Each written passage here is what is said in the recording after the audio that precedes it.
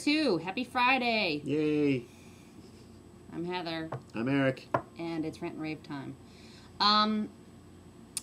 As you might expect, today might be a little heavier on the rant because Things ain't good. things ain't good and that's bad. But it's good if you're ranting, which is what I'm doing. So, my rant today, there was lots to choose from this week, what with bailouts and meltdowns and Armageddon on the financial sector. Yeah, and Vladimir Putin's head flying over Alaskan airspace. Attacking floating Russian head Very space scary. things. Also, my Yankees were eliminated from playoff contention, but that's... And they shut down the stadium. I was there, though. I know. Anyway, my choice for rant this week has got to be... I actually had to throw a dart in order to figure out what I was going to choose. Did you hit him? I hit it! My rant this week is going to be the House Republicans, led by the well-tanned... Orange. Minority Leader John Boehner from the great state of Ohio. So, you know, how to weigh suspension of campaign, what the, all sorts of crazy stuff. But it has to go to the House Republicans, and here's why. So you have this entire week, right, where stuff's bumping along. You have Senate Republicans and Democrats working together, along with Secretary Paulson and Fed Chairman Ben Bernanke and President Bush.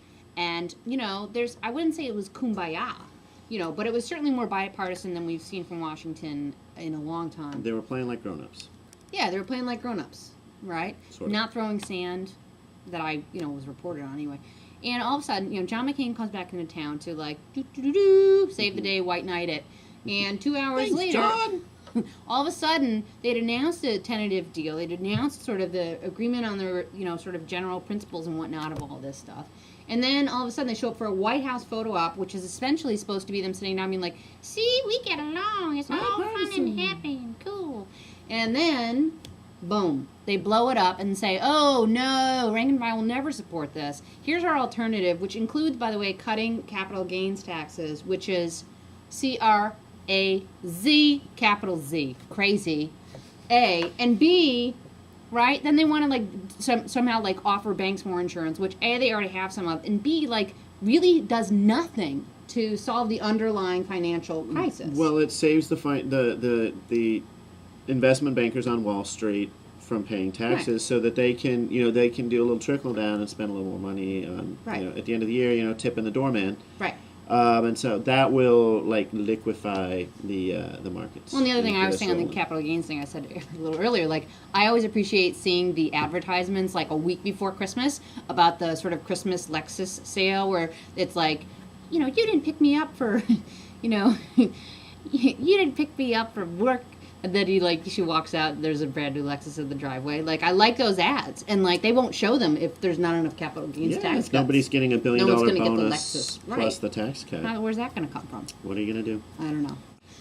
Nice rant. I like it. Thank you. I like it. And I worked hard on it. It was very rantable. Ranty. Rantlicious. So, in a change of pace, I'm going to rave. And I'm very happy. Yes. Okay, enough of that.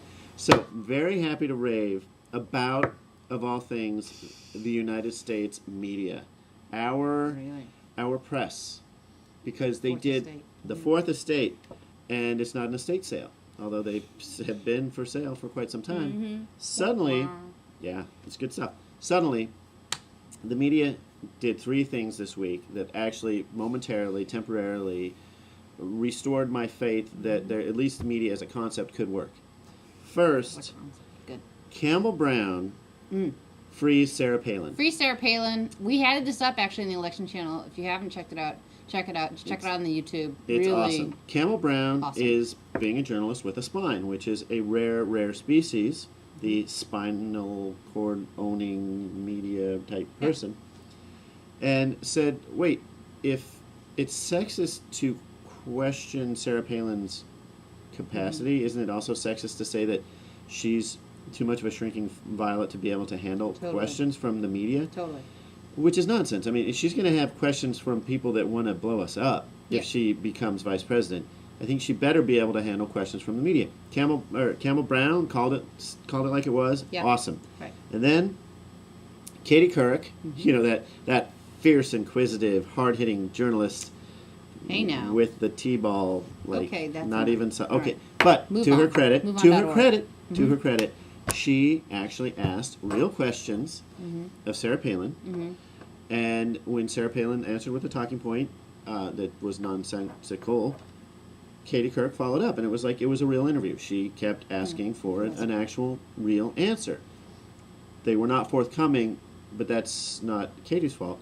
So, actual journalistic questions being asked. Pro that. Well done. Pro that. Finally, the McCain campaign tried to say that the photo op at the UN, where Sarah Palin was going to gain the sum total of her foreign policy experience by talking with two Visiting world leaders, and whatnot, right? they said, well, you can bring the cameras, but there'll be no reporters, no editorial, no producers, no questions.